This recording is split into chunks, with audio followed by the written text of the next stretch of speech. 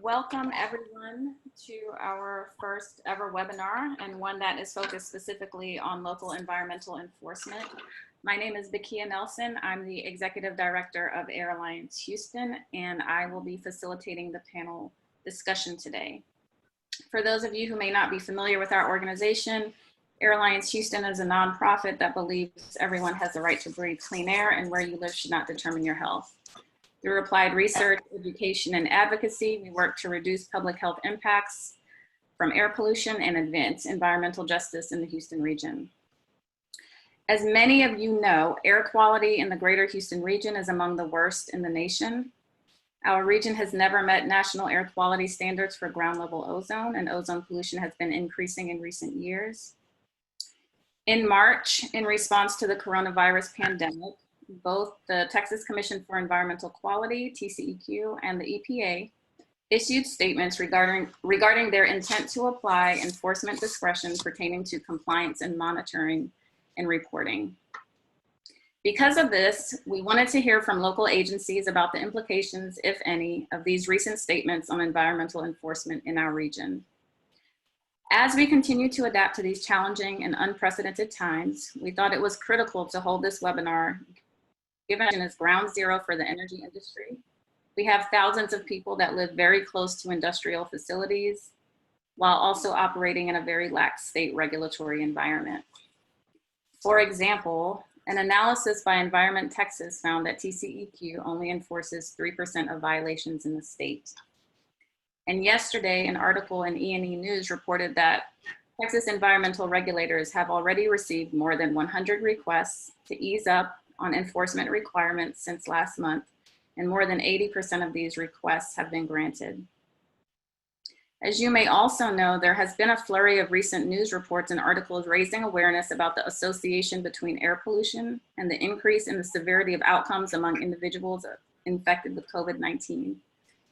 For example, findings from the first nationwide study on the relationship between air pollution and coronavirus have demonstrated a link between long-term exposure to air pollution and higher COVID-19 death rates. Given the inequitable impact of COVID-19 on communities of color who are not only exposed to a disproportionate amount of air pollution and other environmental hazards in their communities and in their workplaces, it is particularly critical that facilities comply with regulations that are meant to protect public health, especially during a public health crisis. With these factors in mind, we are pleased to have with us today three very important people that play critical roles in local environmental enforcement. Dr. Latrice Babin is the director of the Harris County Pollution Control Services. The department serves the third most populous county in the United States with 4.7 million residents, of which 2.1 million reside in unincorporated Harris County. Dr. Babin has served in various capacities at Harris County Pollution Control for more than 25 years and was recently appointed director by Harris County Commissioners Court on October 30th, 2019. Her technical knowledge has been instrumental in litigation cases for the County Attorney's Office, the District Attorney's Office, and state-level legislative bill review. Dr. Babin is a graduate of Texas Southern University, where she obtained her Bachelor of Science in Biology and Chemistry, and her doctorate in environmental toxicology. Next, we have Mr. Rod Owens, who is the Special Assistant County Attorney in the Harris County Attorney's Office. Mr. Owens has served as General Counsel for Harris County Flood Control District from 1982 until 1988, when he transferred to the newly created Environmental Division of the County Attorney's Office. In 1991, he was appointed Chief of that division and remained there until 1995. During that time, the division prosecuted the first cases in Texas resulting in jail terms for the violation of judgments in environmental cases. He has prosecuted cases against small generators and major facilities, including water, air, and solid waste violators. Currently, he has a docket that consists primarily of environmental enforcement cases with some land use regulation enforcement thrown in. And last but not least, we have Mr. Alexander Forrest. Alexander Forrest is the Chief of the Environmental Crimes Division of the Harris County District Attorney's Office. He was appointed by District Attorney Kim Ogg in 2017. In 2019, the division expanded to 6 prosecutors from just 2 prosecutors. This was the first expansion in the number of prosecutors within the division since the mid-1990s. Furthermore, the division gained 2 full-time investigators and 2 paralegals in 2019. With more resources devoted to the Environmental Crimes Division, the division is more able to focus on investigations to uncover organized criminal activity as opposed to the day-to-day environmental crime officers may run into on patrol. The Environmental Crimes Division and its environmental law enforcement units depend on concerned citizens and whistleblowers for the information they need to shut down hazardous operations. Today's webinar is broken down into 3 parts. First, I'll ask each of our panelists to speak briefly about their role in local environmental enforcement. Next, I'll ask each of them to briefly discuss the implications of the TCEQ and EPA statements. And then each of them will highlight how the public could help support environmental enforcement in our communities. And then lastly, we'll have a Q&A session. For those of you that have questions, please use the Q&A at the bottom of your screen to submit your questions. Again, we are going to be tracking these questions and we will respond to your questions during the Q&A after the panel discussion. So with that, I will turn it over to Dr. Babin. And if you could, each of you could just explain what your agency or office does and your role in local environmental enforcement.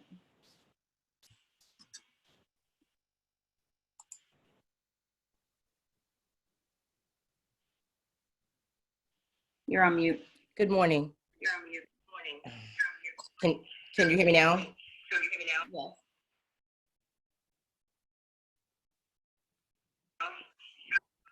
Okay, I'm having a little bit of instability with my internet, so I may have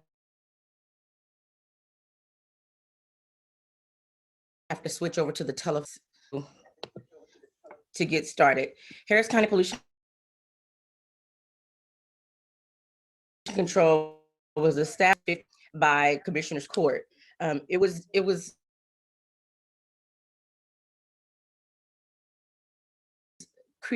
the air was heavy and it was very visible time established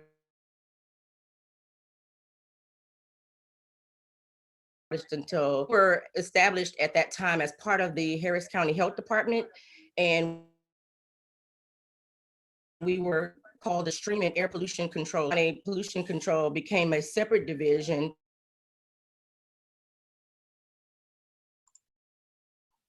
and a standalone division in 2011. We exist to look at water quality, air quality, solid waste inspection. Yes. Yeah, I'm just gonna stop you real quick because we're getting messages that you're cutting in and out. If we could maybe, can you call back in using your phone audio? And maybe we can have Rock go first because it's cutting in and out, so we're only getting about 50% of what you're saying.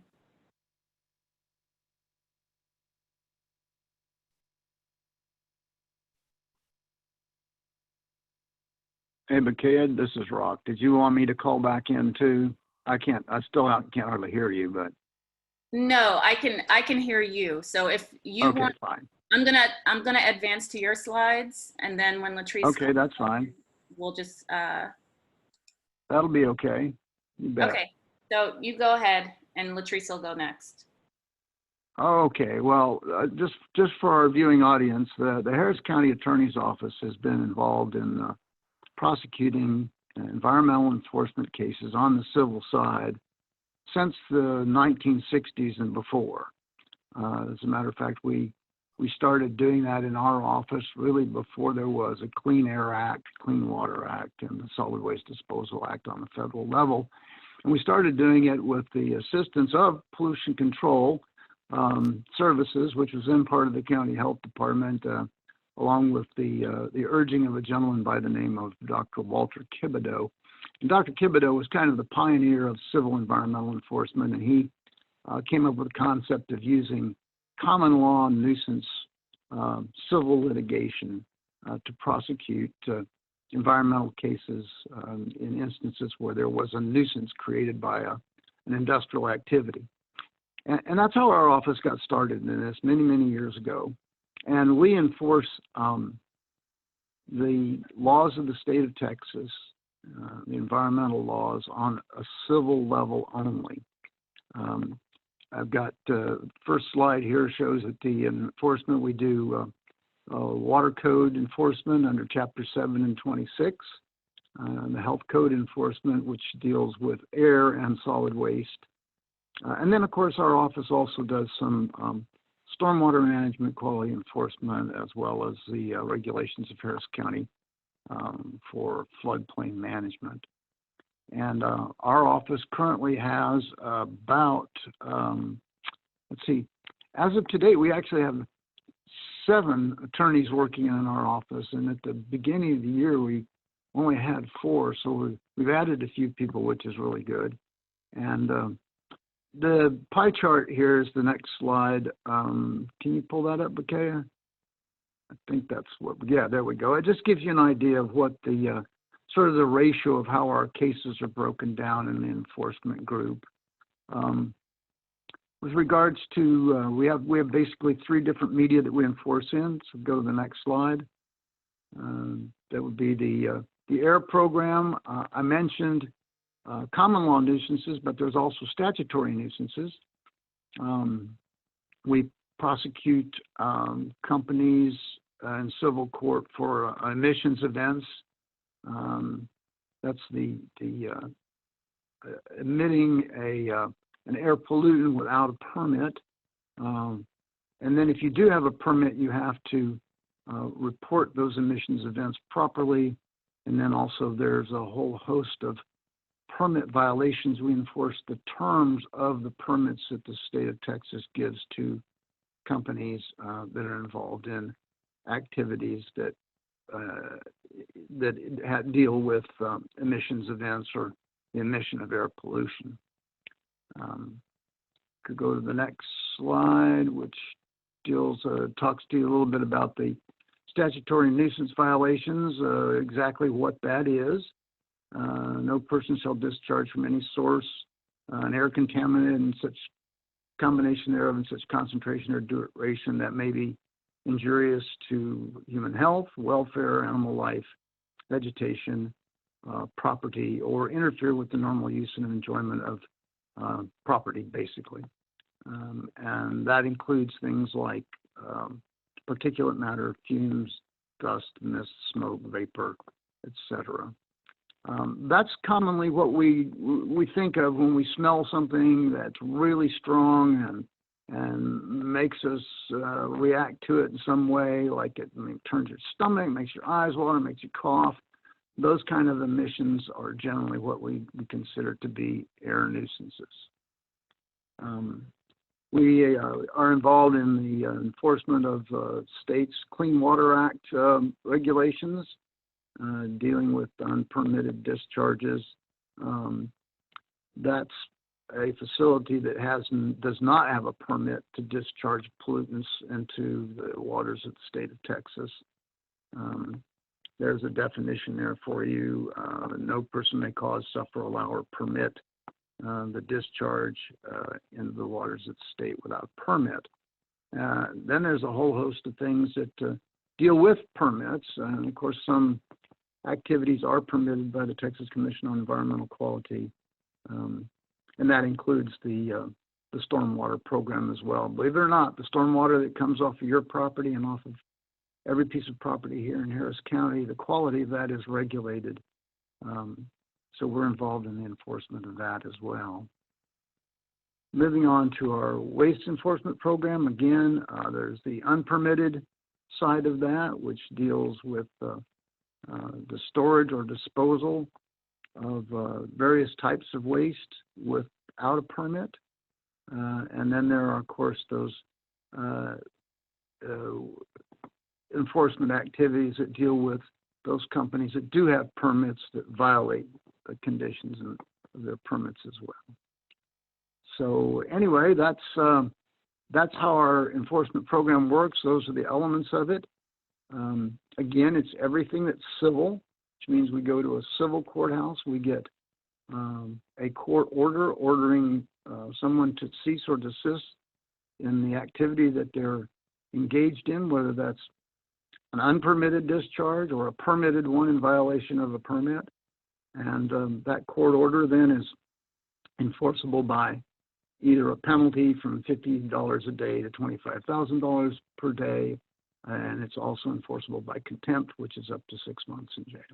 So that's a real quick overview of what we do at the county attorney's office on the civil side and how it works. We get most of our cases referred to us by Harris County Pollution Control. People do call our office with complaints, which we're happy to hear from them, but we usually end up referring those over to the Pollution Control Department as well, because they have the capability to do the investigations. So that's it in a nutshell.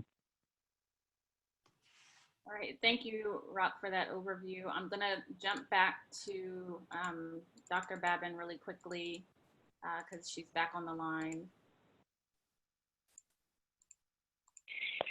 Thank you. Sorry about that. I have an unstable internet connection. So I'll go ahead and start over if that's okay, because I don't know what you were able to hear.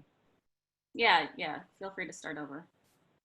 Okay, Harris County Pollution Control Services was established initially in 1953 by Commissioner's Court as a local regulatory agency.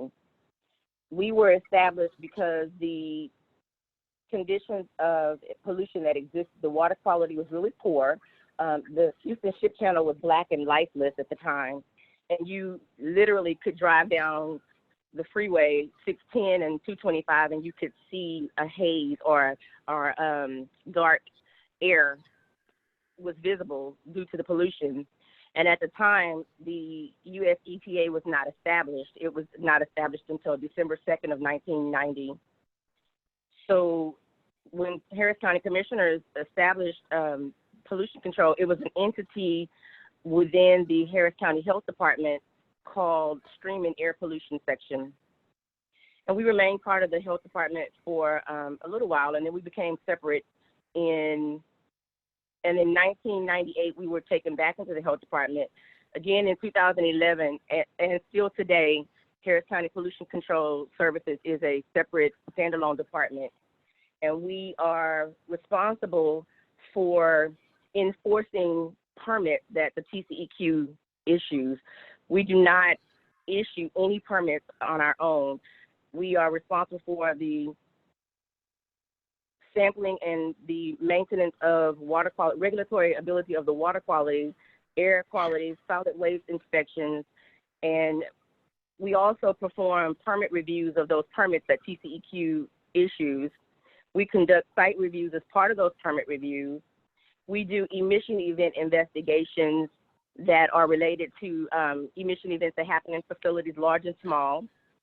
We comment on TCEQ rulemaking, and we comment on proposed legislation, and we also provide subject matter experts as needed.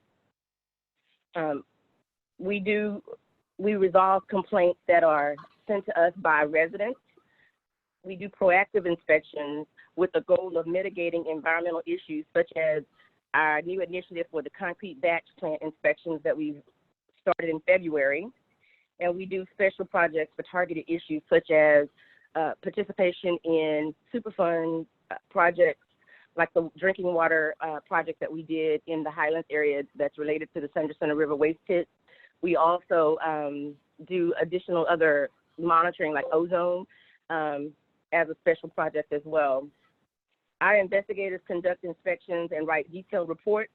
They issue notices of violation to non-compliant facilities and individuals to allow compliance to be obtained.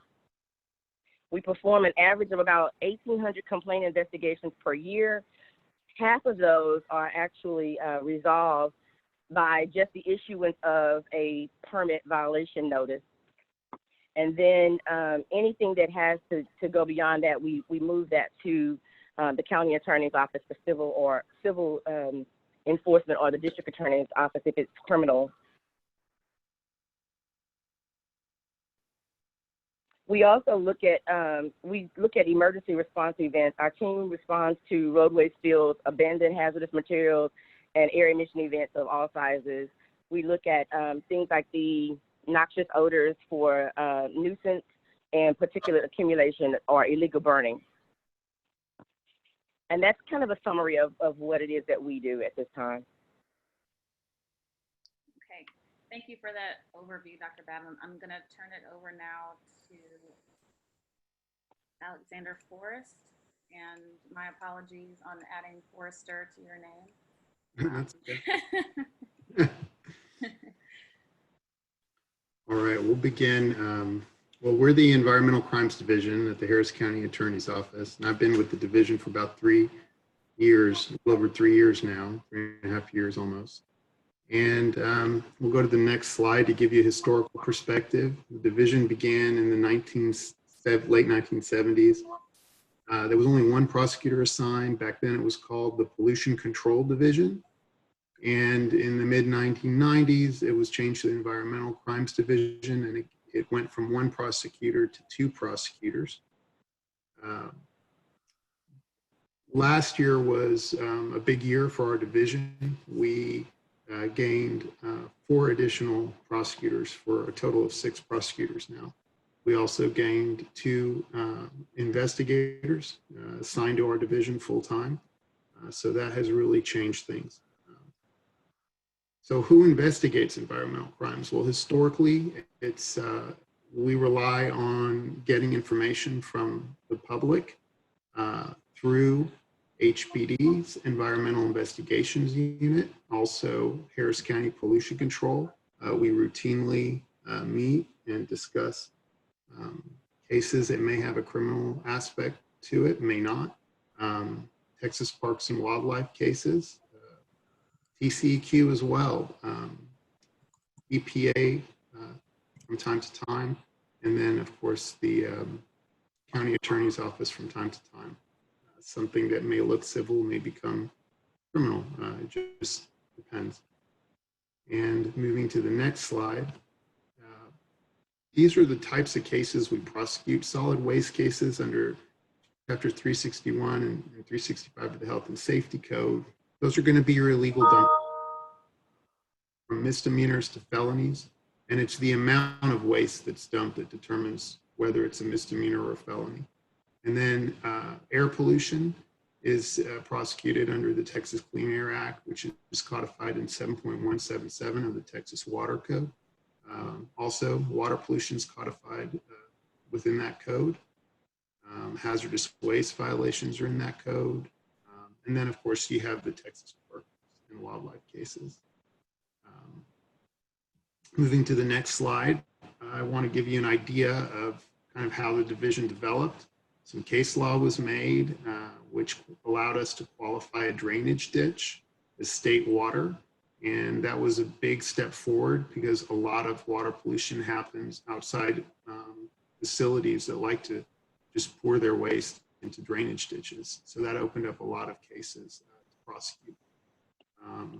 Also, strict liability water pollution cases. That doesn't require mens rea, a mind, an evil mind. It just literally requires the act of pollution itself, and it can be criminal. And what drives that in the legislature is public concerns alone can make something criminal if the legislature chooses to. And so we have that strict liability ability with water pollution cases. And then there was a time where you had strict liability with air pollution cases. Unfortunately, that's no longer the law. You also have, in the next slide, our division has made its own case law. And these 2 cases, you'll see, oftentimes if we push something and we have a successful verdict, it can often be reversed on appeal. Why that is, I'll leave it to the audience, but one of the seminal cases that was prosecuted here by Eric Biley in our division was a case where there was a property that had a lot of hazardous waste injected in it many years earlier, probably before the statute of limitations. And the state was arguing that to the extent that waste is still in the ground, the current owners who let it percolate were responsible. and that it could be a criminal violation and should be a criminal violation and was prosecuted as a criminal case. And then, of course, the appellate courts reversed and said a passive disposal of hazardous waste. It doesn't get you into the criminal knowing element of the statute. It's not knowing conduct to the extent that it's underneath your ground and passively migrating. That you need the person who disposed of it, and you need to know that it was disposed within the statute of limitations. So that was reversed. There's a lot of resistance historically on appeal. And then I think that's it for now. All right, thank you for that overview. We're gonna move into the next section, and here's just a brief timeline of what I mentioned at the beginning of the webinar. And just to get everyone on the same page, this timeline really just highlights the time period of when statements were issued regarding enforcement discretion by TCEQ and EPA. So on March 18th, TCEQ issued their statement that the agency would provide administrative relief as needed to regulated entities. On March 26th, the EPA issued its memo announcing its plan to exercise enforcement discretion. And then on that very same day, EIP, which is one of our partner organizations, Environmental Integrity Project, released a sign-on letter objecting to EPA's plan to waive certain environmental compliance requirements for polluting industries. And then on March 27th, Harris County Pollution Control Services issued its statement that it would continue routine regulatory and enforcement activities on permitted and non-permitted environmental activities with no exclusions at this time.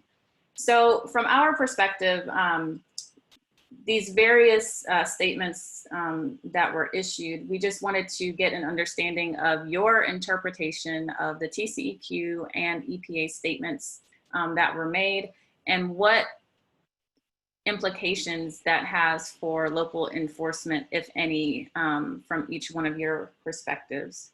So I'll start with Dr. Babin. So the EPA and the TCEQ issued statements on what they considered how they would look at any environmental non-compliance that may have been related to COVID. But as far as pollution control is concerned, we're still conducting our investigations and doing everything as normal. And if there is something that a violation notice is sent out on, we'll give them the opportunity to explain what that is. We do that with all violation notices.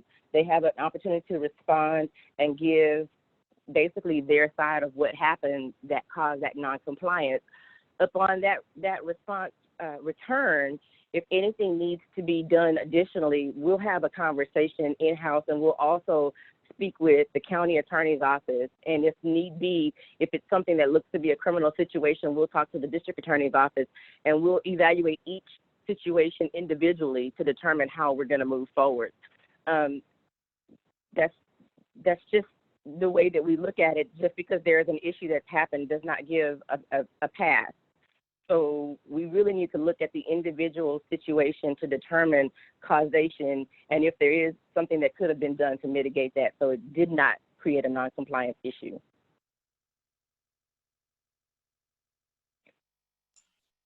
Okay. And I'm sorry. I was going to say, there's a slide that I have if you want to go to that slide. We are practicing social distancing while we're doing our tasks. And so, you know, if you happen to pass by our offices and you don't see as many cars as out there normally, it doesn't mean that we're not functioning in a normal capacity. We're still writing those comment letters that we normally write. We're still reviewing permits. We're still performing emission event investigations on those things that come in through steers or that we get other notifications of. We're still responding to emergency events. And we're just doing all of it from distance and safely so that there's not as many people in the office so that we can practice that safe distancing. Now, I will say As I mentioned earlier, we do have conversations with the district attorney and the county attorney. We talk on a very regular basis. So anything that comes of those issues, we definitely will move in a conversation with either of those, the correct entity, to make sure that it's resolved in a manner that's appropriate.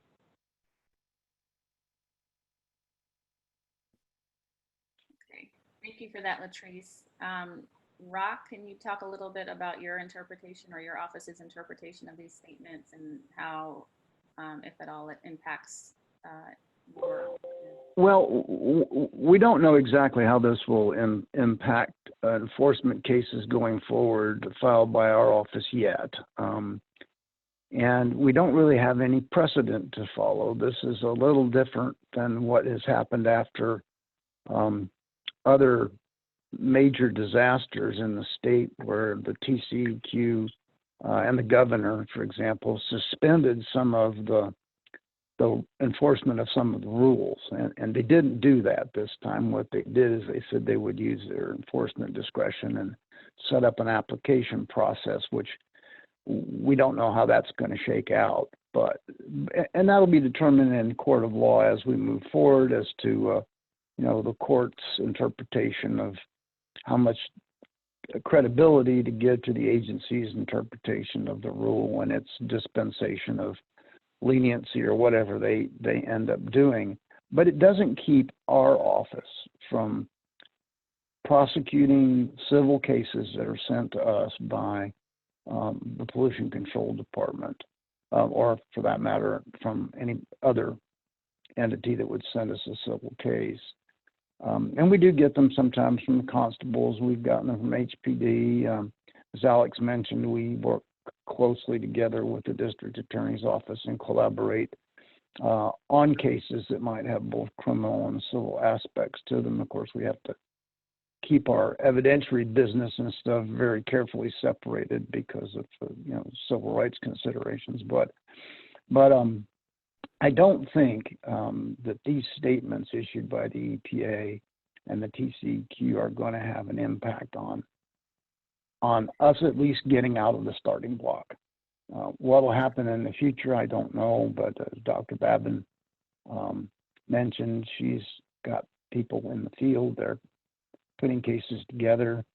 Now, I will say this, that there has been some setback to a little degree on moving forward with some of our cases because of the lag at the courthouse that's been caused by the Stay Home Work Safe program, what we like to call lockdown or whatever, and those kind of things have slowed things down a little bit, but they're not stopped, and they'll pick back up and they'll go forward. Matter of fact, we're in the process right now of working on a temporary injunction case that'll be heard very much like this webinar is being conducted, either over Zoom or Skype or whatever medium we end up choosing. So in the long run, it's kind of a policy thing that the courts will look at, and it doesn't really have an impact. These statements don't have an impact on what we're doing. Okay, and can you just provide just a really brief overview of the enforcement process, how cases are initiated? Sure. Our enforcement cases come from a variety of different places. Most of them come from Harris County Pollution Control Services. I mentioned earlier, they're sort of the investigative arm for what we do. And they have the authority under state law to conduct investigations involving air, water, and pollution involving waste. They have the ability to go into refineries and water treatment plants and to waste disposal sites. They respond to complaints that are generated by the public as well, so they can investigate those. And they also have an emergency response component where we've seen them on scene just recently in the past year, some very large instances like the fire at ITC and Chemco and some of those Exxon and some of those other cases that they've referred to our office. So anyway, that's kind of how these cases are initiated, who initiates them. You know, the enforcement process, you know, pollution control investigates, they inspect, they then might issue a violation notice, and that could end up in a referral either to our office or in many cases to the district attorney's office. From there, if we get the case, we have to go to the commissioner's court. That's the first step in our enforcement process to get authorization from them to file a suit, a civil case, against the offending party. We have to, and if we go into state court, we have to join the TCEQ as a necessary and indispensable party. All of our cases aren't filed in state court, but the vast majority of them are. You know, after we've gotten past that step, you know, we look at where we're headed. The first step we can go to is obtaining a temporary restraining order, which is a short-term order that's like a cease and desist order that directs the company to stop doing what they're doing. That can be issued very quickly. Generally, if we get a complaint where there's an immediate threat to the public, we can go into court and get an order in a day and get that served on the company. It's not the kind of a hearing that takes place for that's not what you call a full evidentiary hearing. It means by that I mean there aren't two sides presenting evidence to the judge and the judge deciding. They pretty much will look at our evidence and they might call the defendant up and say, what do you got to say about this, before they issue the order. But once they issue that order, then there's a period of time that before we get to the next step, which is a temporary injunction, a couple weeks. And then that would be a full evidentiary hearing. Again, that would be an order would follow from that. And then that ultimately would lead to a trial on the merits, which would result in a permanent injunction, in some cases a fine or other penalty. And, you know, sometimes that happens, that permanent injunction happens after a full trial on the merits with a jury and the whole 9 yards. And sometimes if the defendant doesn't show up, it could be issued on what they call a default judgment. As I mentioned before, there's a range of penalties. Generally, they are within the range of $50 to $25,000 per violation. There's some exceptions to that.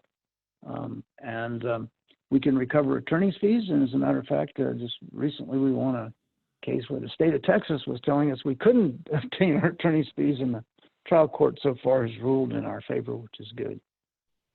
So lo and behold, it was a surprise that the state would tell us we couldn't get our attorney's fees, but at least they're lost at the trial court level on that issue. So that's kind of the enforcement process going forward. You know, there's challenges to that. We've had problems with the legislature in the past. They've kind of whittled back our authority on the civil side in a number of areas. There's a slide that lists a couple of the things where we've had some problems. You know, the last session was the worst one we've had in eons, and well, it actually didn't turn out too bad. It was the worst law that was introduced that we'd seen, which gave the Attorney General's office the authority to settle all of our cases, regardless of what objections we might raise. And unfortunately, that law died. But as we've seen in the papers lately, one of the issues that's come up with COVID-19 has been the issuance of local stay-at-home orders and that kind of thing. And the legislature, there are folks in the legislature have issued, they're going to bring this whole issue of local authority up again. And I would imagine we'll see some of that on the environmental side, unfortunately. Of course, you never know. By the time we get there, maybe the legislature will change a little bit. We won't have to worry about that. So anyway, that's kind of our enforcement process and how it works and how we get to where we get. Again, the big thing is to get a permanent injunction against the company and make them comply with the law. Great. Thank you for that overview, Rock. Sure. I'm going to turn it over to Alex to talk a little bit about how this plays out on the criminal side of things. Sure. Well, I'm not going to kind of rehash everything Rock said, but I agree with that interpretation and what Latrice, Dr. Babin had mentioned as well. I will talk about the criminal, this implication from the EPA, the letter, and their discussion of criminal violations. They're clearly saying that this is not going to interfere with the ability to bring a criminal case. And from the state's perspective, it wouldn't interfere at all with our ability to go after criminal mens rea type conduct or strict liability water pollution and to the extent that our evidence supports it. There was some interesting discussion, I thought, about what constitutes criminal conduct from the EPA's perspective. They stated that the federal environmental statutes generally authorize criminal penalties for knowing conduct that violates the law. And then they commented that in screening cases to determine when to seek prosecutorial assistance from the DOJ, the EPA will distinguish violations that facilities know are unavoidable as a result of COVID-19 restrictions from violations that are the result of an intentional disregard for the law. It was a little confusing because a knowing violation isn't necessarily an intentional one. And then they went on to state that the EPA's Criminal Investigative Division remains vigilant and is prepared to pursue violators who demonstrate a criminal mens rea. And does that include reckless conduct, or is it just intentional conduct? Because they seem to focus on intentionality and knowing conduct as criminal.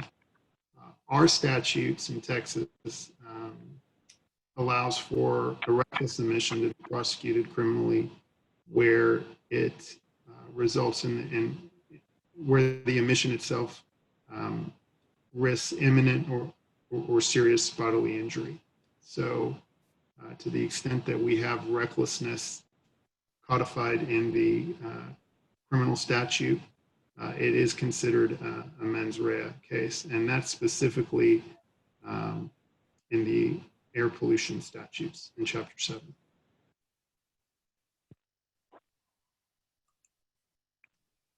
And shall I begin on the rest of my presentation? Yes. Because that kind of opens the door to it. Yeah, so, on that note, the public seems very interested in air pollution. So I wanted to give you an explanation of kind of how our statutes empower us and how they limit us.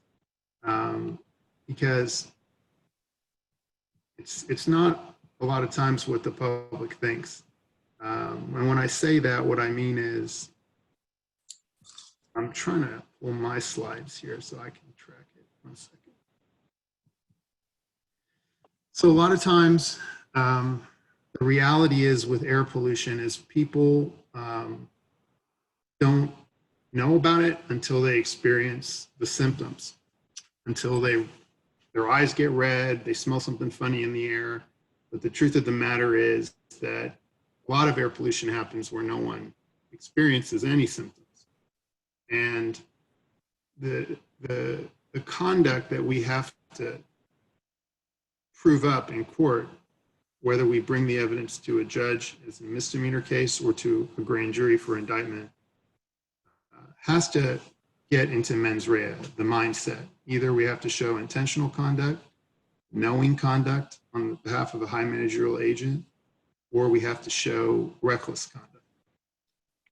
And most of these permitted violations, most violations that relate to a permit issued by TCEQ are going to be treated not as intentional violations and not as knowing violations, because they have a permit, and when they operate outside their permit or there's a release, as long as they report it, generally I think the consensus has been that that violation is referred for administrative enforcement, doesn't come to us.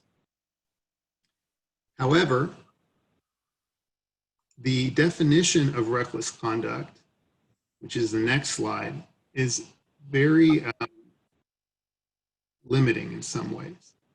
So if we look at the data and we just look here, using state data obtained by the Environmental Integrity Project, which is headquartered in Washington, D.C., they found that companies across the state reported emitting 63 million pounds of hazardous and climate warming pollutants from their facilities in 2017.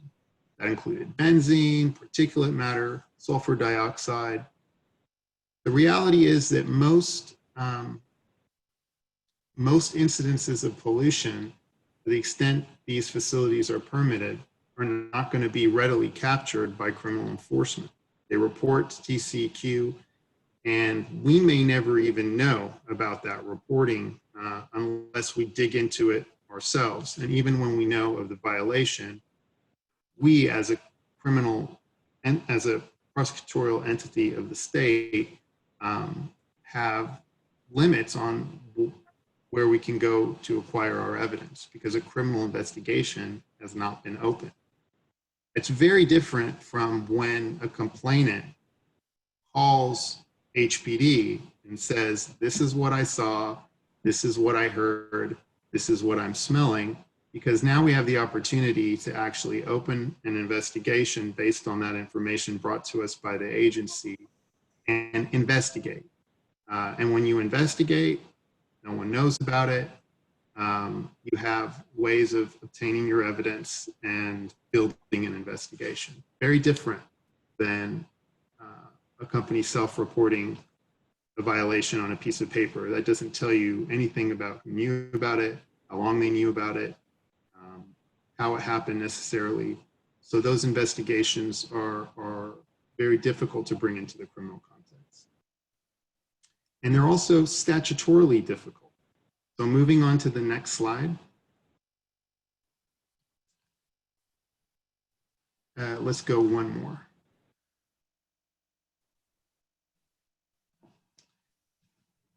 So this next slide,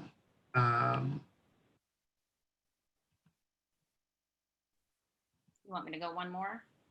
I think your slides are a different order than mine. One second.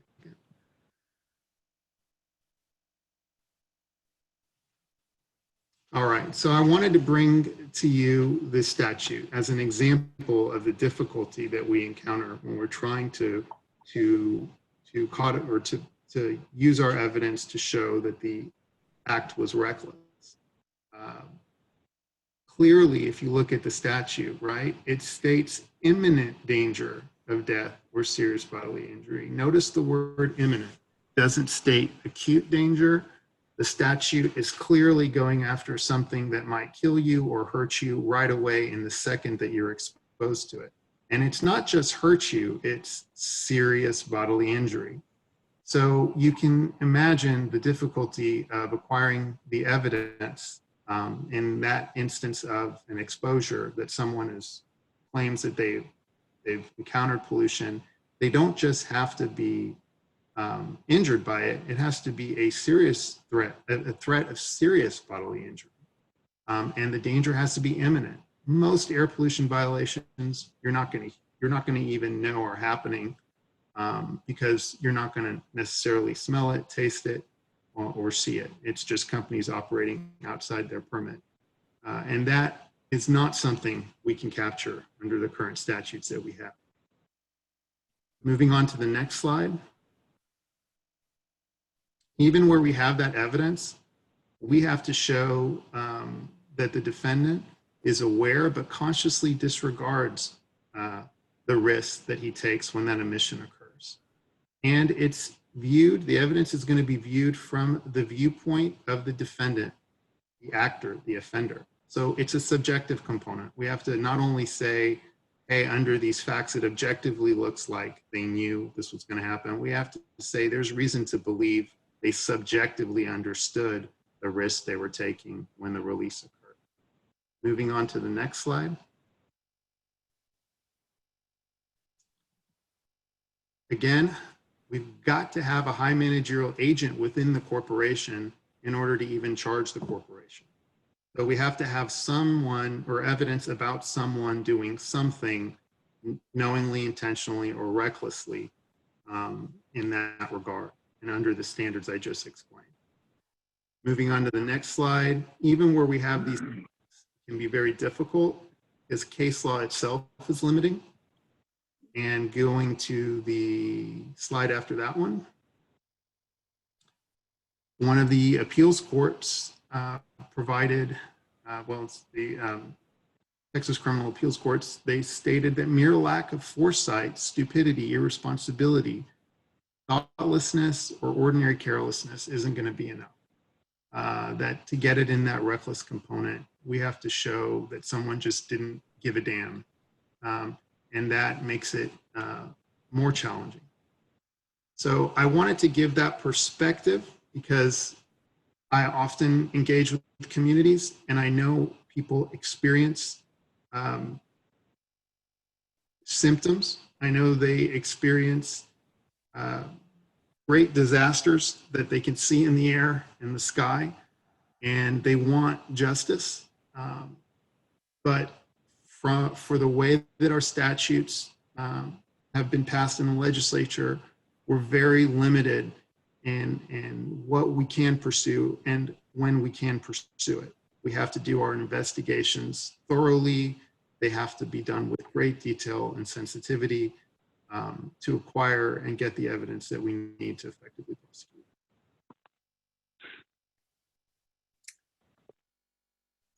Thank you for that, Alex. And so I think that's a great segue into our next section, which is really looking at and asking you all, how can the public help support environmental enforcement from each of your agency's perspectives? And we have quite a few questions coming in for you all, just a heads up. But if you all could just provide an overview of what the public can do to help support environmental enforcement during this time, but then also in general, that would be helpful. And we can start with you, Dr. Babin. So basically, from our point of view, like Alex said, not only is it difficult on a criminal side, but it's difficult on a civil side as well, as because we look at everything civilly, basically. And so when we start our investigations, we have to have information. So we ask that when someone calls us or they send in an email complaint, that they give us as much detail as possible. And sometimes when we don't have the level of detail, we pretty much have to reach out, especially if it's a nuisance, to talk to the complainant. And we arrive at the location where they're experiencing the issue, and we ask, is the odor present that you were offended by that was causing the nuisance? And then if they say yes, then we have to also identify that, and then we pursue a nuisance from that perspective. Anything else, if there's visible emissions, those types of things, we have to do an investigation as to whether or not it actually did exceed the permit limit. And so the fact that it is an emission, it could be a violation already, but to say that it violated the actual permit by what was emitted. So if someone says they had, 10 pounds of XYZ emitted according to their report, well, we have to look at what's the RQ for that. We have to look at what the permit allows. There's a lot of different factors that go into it. I don't know if I can go into it all now, but there's an extensive evaluation that's done to see if there is a permit violation. And if there is, we write up the permit violation notice and we send that forward. And we will get back to the complainant to give them information about where we are in the investigation. So if you do call in a complaint or you send in an email, please expect to be contacted by our investigator for some questions. And then once we do the investigation, expect to hear back from the investigator with a brief update as to what that investigation led to. And if there's additional information that is requested, please go a step further and request that information in an open record or request for information so that we can get you what you need. I think we established that the three of us, the three entities, we do have a very close relationship. We talk about our cases on a frequent basis, almost monthly. We have a conversation about where things stand and how we need to move forward on things. So there is this level of communication.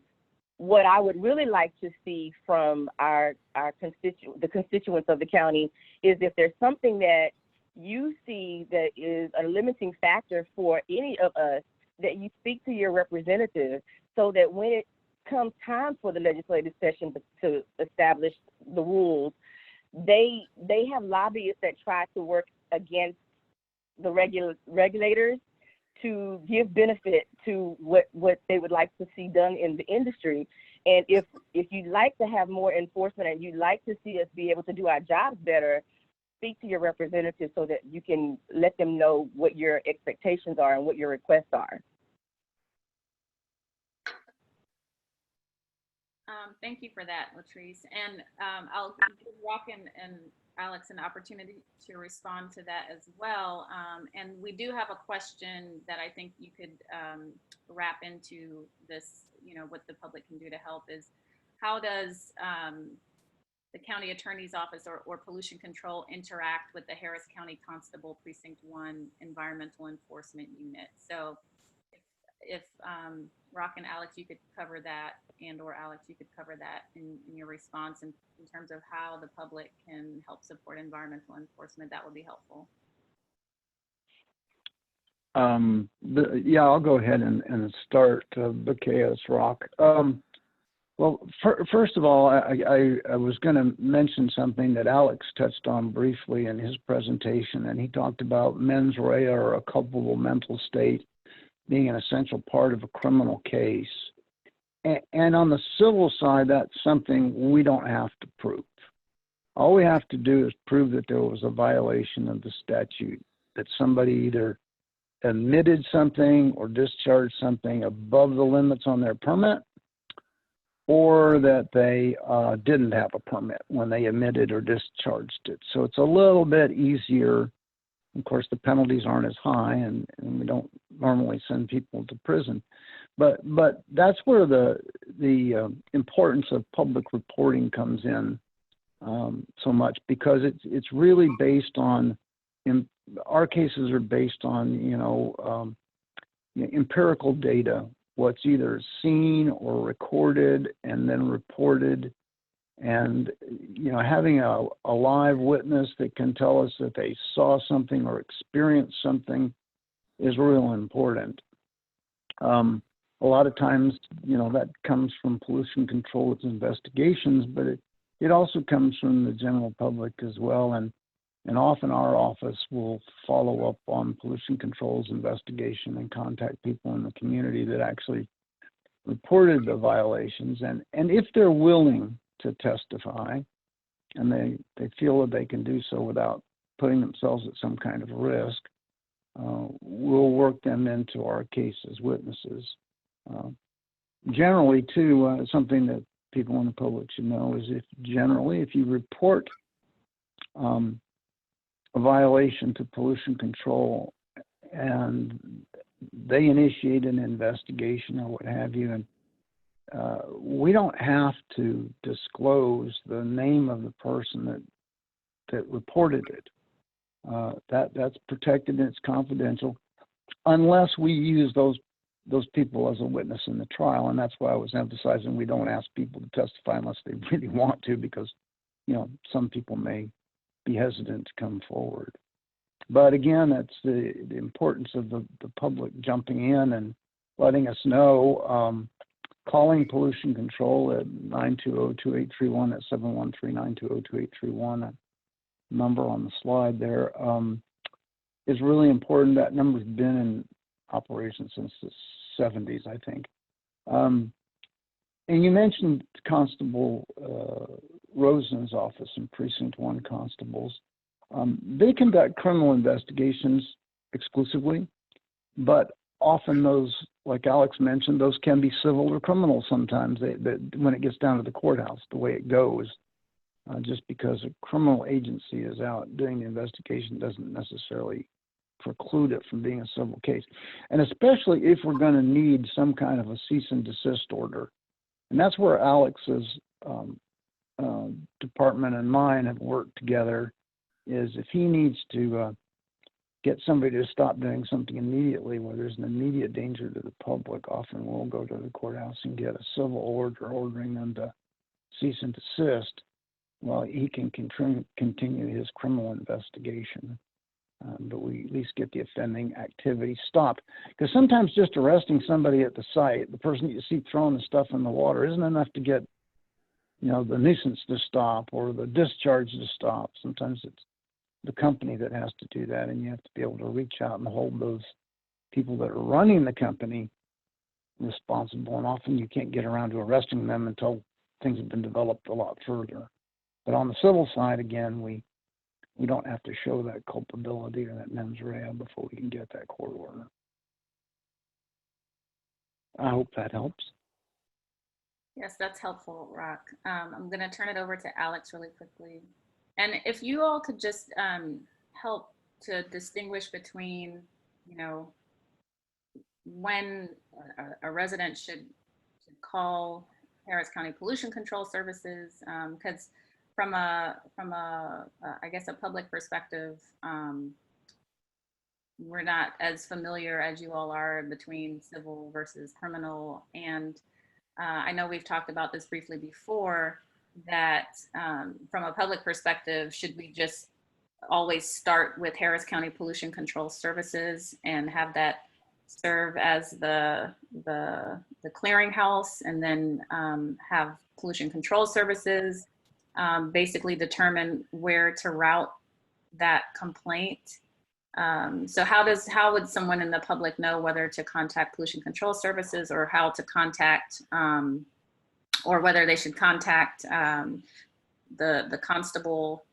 So if you could help clarify that, that would be great. Well, I think this is Rocky, and I think you could call either one. I mean, it doesn't make a difference. It's going to get acted upon one way or the other. Pollution control has got a department that's used to responding to nothing but environmental complaints. Constables, they cover a lot of different things in this. They do have a specialized division, but it has to get routed to them before they get out to do what they need to do. And there are certain numbers you can call to report certain kinds of violations, like illegal dumping, for example. That's one that they investigate all the time and are very familiar with. And I don't think it'd make a whole lot of difference if you call pollution control or the constable, but maybe the constable is the best one. But in general, my experience has been that calling pollution control will get an immediate response to the activity and get it stopped, which is what we want to do first, and then we can follow from there. And I'd let Alex and Dr. Babin, and they have different opinions. So I'll speak to that. We do work very closely. I don't think I mentioned that, but we do work very closely with the environmental constables. And so starting with our complaint line, the 713-920-2831, or emailing a complaint in at pollution.control@pcs.hctx.net would be a really good way to get started, because if it goes to any of the other entities, it pretty much gets routed back to us. And so that saves time, especially if it's a nuisance. It allows us to get out there while it's going on so that we can see and observe the nuisance and record that. If it is something that the environmental constables need to be involved in, we definitely work with them a lot. They actually do accompany us on some of those cases that we go out to, especially if it's something that may be potentially a dangerous situation for our investigators to go into. So the relationship is established so that we all are in constant communication, but the hub of the activity starts with pollution control, and then it gets pushed out to other entities as it needs to. So. Okay, thank you for that. Alex, did you want to weigh in on this? And Sure. And we have I mean, time to get to other questions, because there are several other questions that we'd like to get to. Yeah, I'll make this really quick. I think Dr. Babman and Rock covered this very well. I would just say, most of our water pollution cases in particular are captured by city inspectors who then kind of refer it over to the environmental unit for a criminal investigation. They'll run into some bad water with some oil in it, and they notice it's next to a company that's dealing with used oil or something of that nature, or another pollutant, and they quickly know where to get it to. But I wanted to encourage everyone, you're all empowered with that ability to see something, look into it, and then give us a call. You can call HPD's environmental unit at 713-525-2728. If you see water pollution or air pollution issues, you can call them directly, file a complaint, give them the information. You can also call Alan Rosen's office. You can call 311. They'll connect you to Alan Rosen's office at Constables Precinct 1. And they're really good at capturing illegal dumping incidents. Okay, thank you for that. I'm gonna just go through some of the questions that we've been getting since we started the webinar. Are you all able to provide a status update on the ITC suit? I can provide kind of a little bit of an update on there's a criminal case too, but there's a civil case, and I'll talk about the civil case a little bit. The state of Texas filed an environmental enforcement case seeking to enforce, the clean air statutes and clean water statutes before we filed anything in court by like days. And that preempted us from filing a traditional, Clean Air Act case, but the county did file a lawsuit against ITC. It is going forward. I can't comment too much about the particulars of it, but I can give you this kind of broad general about what it's about. Instead of going after the individual environmental statute violations, we sued the company to recover the county's response costs, which were in the millions of dollars, as well as for violations of the county's floodplain regulations, because we allege, and I think the company disputes this, that they should have had floodplain permits for a lot of them. Tanks that they had out there, not the particular tanks that burned up, because those weren't in the unincorporated area of Harris County. They're in the jurisdiction of the city of Houston, but part of that facility's in and unincorporated Harris County and part of the facility's out. But that litigation is going forward. And I don't know what the state's been doing with theirs. It's been very quiet. The state enforcement case doesn't have a lot of activity, and it's in Travis County. It's not here, so it's kind of hard to keep track of. But there isn't a lot in the district clerk's file. But our case is moving forward. We made a demand to the company. They expect them to respond to it. We've been involved in discovery. It's pretty much traditional civil litigation. And we hope to recover the county's cost of having responded to that disaster out there, as well as making them comply with our regulations. And there'll be some other things that we're trying to work with them on. But that's the status of our ITC case. Alex, can you talk about yours? I can somewhat. So I can talk about what's out there in the public. Obviously, back last year in April, we filed 5 strict liability water pollution cases against the company. Each case carries a maximum fine of up to $100,000. Those are strict liability cases. It's the one statute we have where we don't have to have mens rea. We don't have to have a high managerial agent in order to attach the indictment to the company. So it's a very flexible statute. So that is an active case, and I can't talk outside those parameters.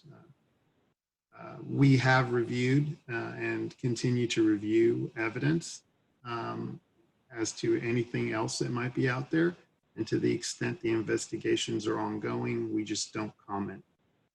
So I can't really provide more than that. I was just going to add that the setback at the courthouse because of the COVID-19 lockdown and stuff has not impacted the ITC case that we've got at this point. It's still going forward. As a matter of fact, I've been working on that case from home and have been working on that case with the attorneys for the company. So we continue to move on. Great, thanks for that update. Mhm. I'm gonna move on to our next question. Have any companies asked Harris County Pollution Control or Harris County for exemptions or relief from enforcement during this time? Dr. Babin would be the one that, they haven't asked the county attorney's office for any, and we wouldn't get them. We don't have the authority to do that. Dr. Babin? There has been, that I'm aware of right now, there's been one violation notice that the response was that it was COVID related. We're giving them the opportunity to provide more information as to what that means. At this point, I'm not really sure that that's a justified explanation, but we are doing due diligence to get more information from them, and we will proceed as the information requires. Yeah, and at this point, it's not a defense in a civil case, just the fact that the state said they were going to use their discretion in enforcing these things doesn't give us the ability to exercise anything but normal discretion that we do every day. And of course, we work Correct. with companies all the time, but sometimes we don't work with them depending on what their attitude is, and that's kind of the way the civil side works. But it hasn't created any. There haven't been any exceptions come to our office. Okay, thank you for that. The next question is, have any companies, have any local industries pledged to not violate pre-pandemic standards? And if not, what would it take to get a written commitment from any or all of them? Well, I think ECMA issued a statement basically, and that's the East Harris County Manufacturers Association issued a statement somewhat after this event occurred, and I got the copy of this statement. It was a response to the things that were issued by the various agencies around the state, and they said that they were going to committed to safe operations at their plants, and they agreed that the enforcement discretion that the state offered, which should only be sought when absolutely necessary, et cetera. And I don't have a list of all of the members of ECMA, but it's a substantial amount of the companies, and that's kind of that organization's public position, was that they were going to try to obey the law, and I think that they should. And I think that at least that's something affirmative that they did, that organization did. But I'm not aware of any other individual companies, but they may be out there. I just don't know. Okay. Thank you for that. Moving on to another question. Let's see here. We've got quite a few questions, so I'm trying to, and some of them are similar. What policies need to change so that we can get away from a model that relies on self-reporting?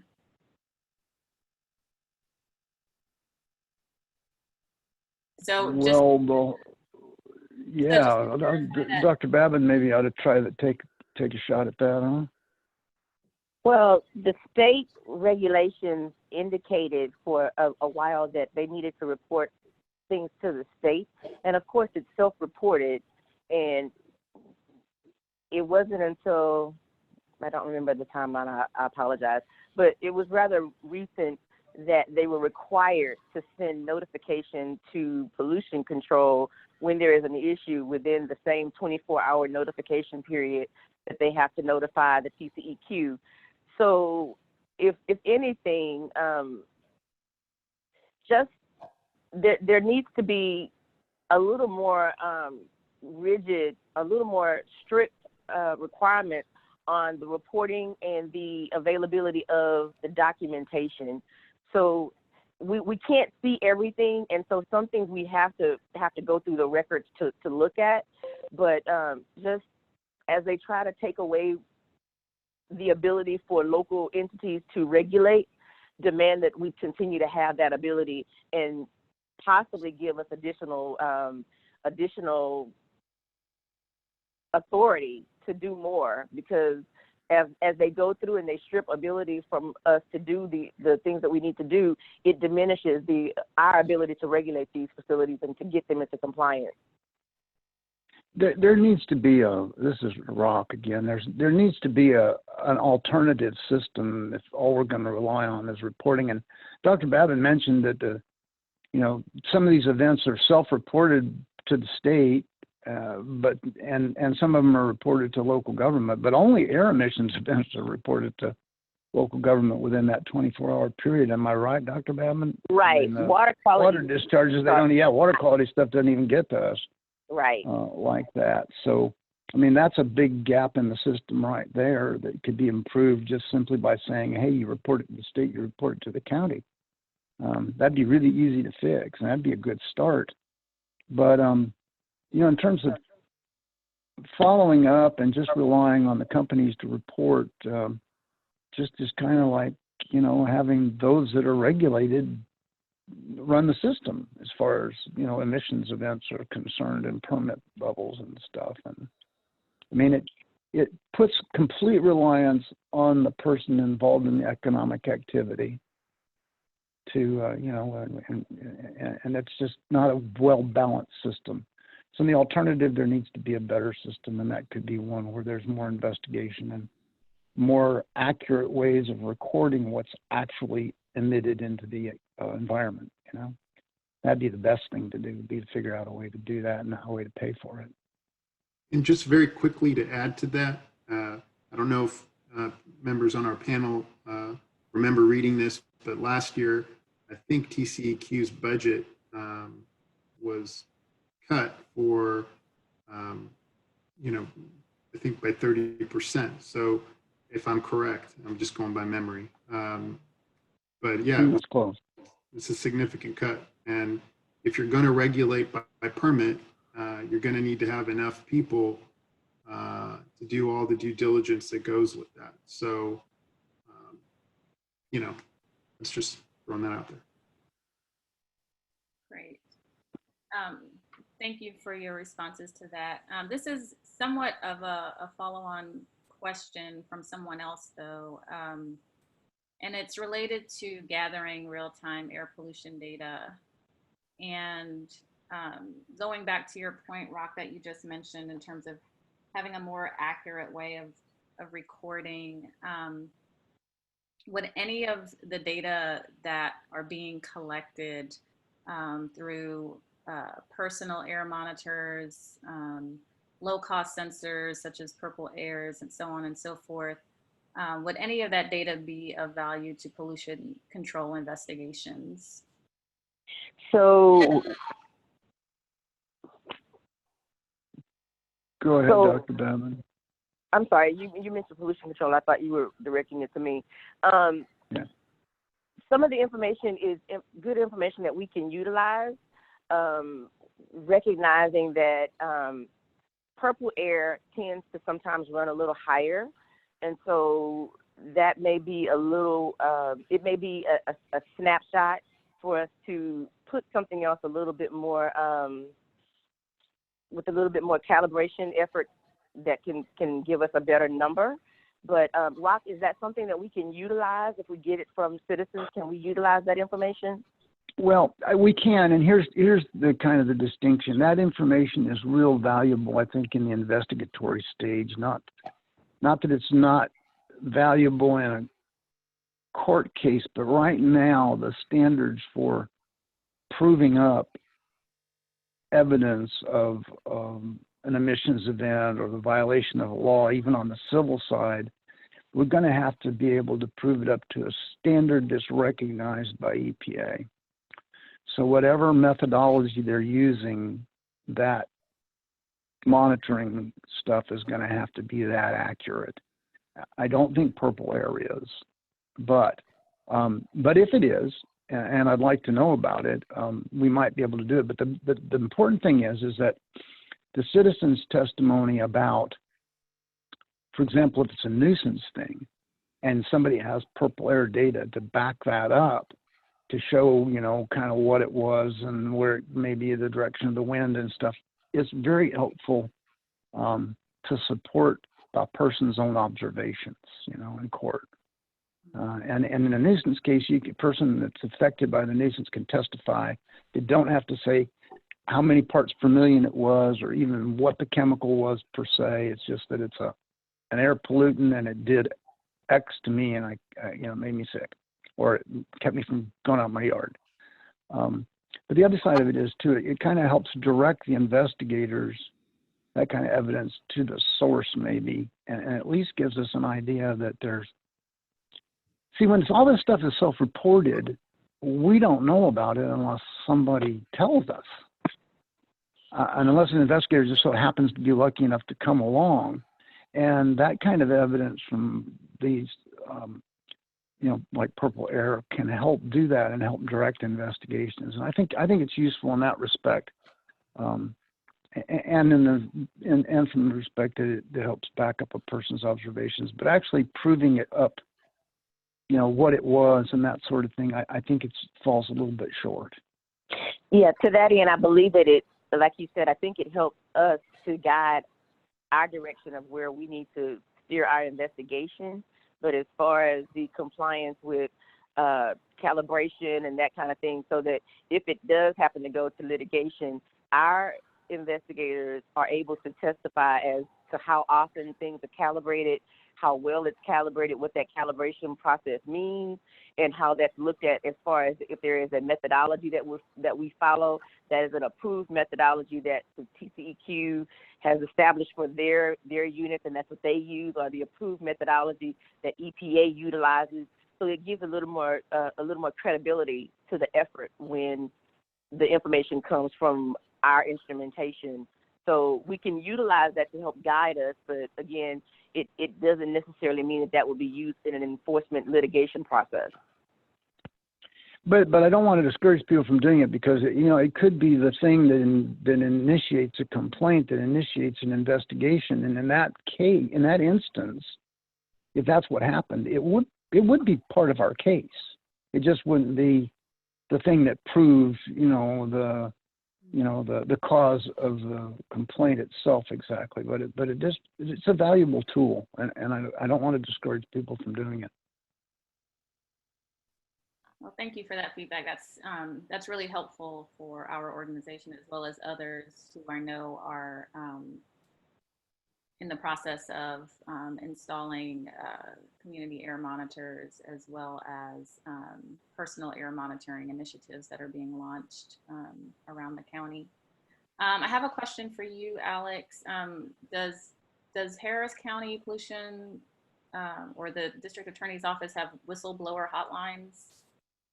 Yes, well, we have, really our whistleblower hotline is 311 for illegal dumping, which they'll connect you to Precinct 1, and then HPD's Environmental Crime Unit at 713-525-2728. There's also Crime Stoppers. However, I really would encourage, if it's water pollution or air pollution, to call HPD directly, because they will keep a very clear record of who you are and who the complainant is.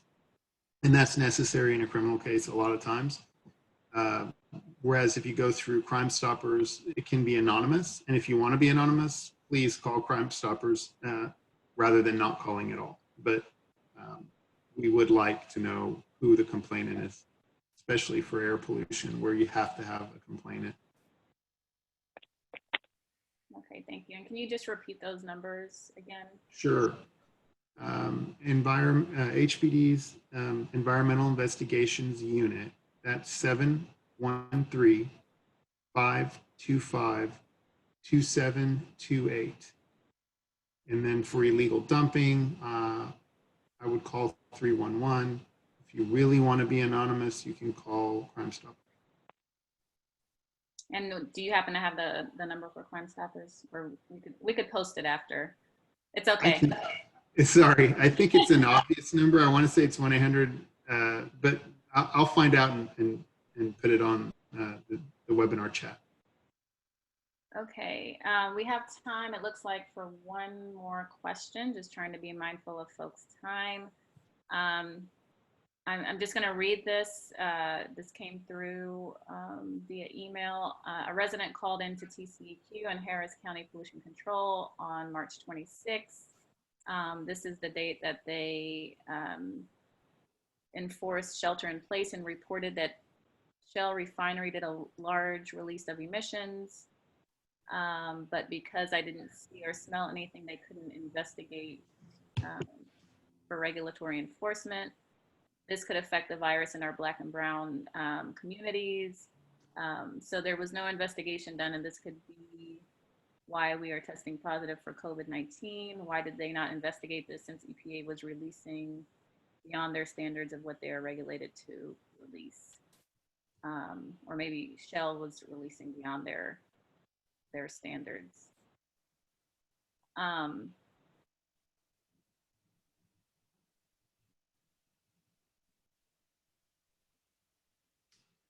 not familiar with the emissions event. Maybe Dr. Babbitt knows.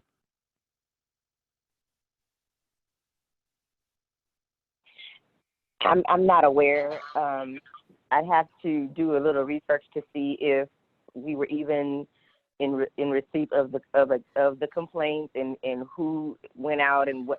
I don't really know the specifics of anything, so I can't really speak to that right now. Okay. I was going to say the question of proposes that there was a shelter in place, and I is that what it says? I'm sorry if I misunderstood. Yeah, that's what that is what it says. I'm guessing that would have had to been initiated by the city there, and they do that quite frequently down there in LaPorte. But I'm going to guess there's probably a steers report, and maybe we need to follow up on that, Dr. Babin. I would suggest that maybe we look and see if there was an emission event at Shell and see what happened. So I can assure you that we'll look into it. I don't know. That was just a couple of days ago. So yeah, as I indicated, I'm not aware, but I can definitely do some research. If you could forward that question to me, I'll get back to whomever, or get back to you, and you can send that information forward. Yeah, and thank you, whoever sent that question in, for bringing that to everybody's attention, because we want to know about things like that. Okay, so after this, I'll forward the information to you. You bet. And it looks like we have time for one more. Is there any evidence that industrial plants are seeking exemptions for STAC CEMS? That's the acronym that's being used. I'm not familiar with the acronym. I apologize. Dr. Babin, do you know? I'm not aware at this time. I'd have to do a little more investigation into that as well. They don't send those to pollution control. That would go to the state, and so I'd have to have someone look into the state's ledger and see if there's anything that indicates that.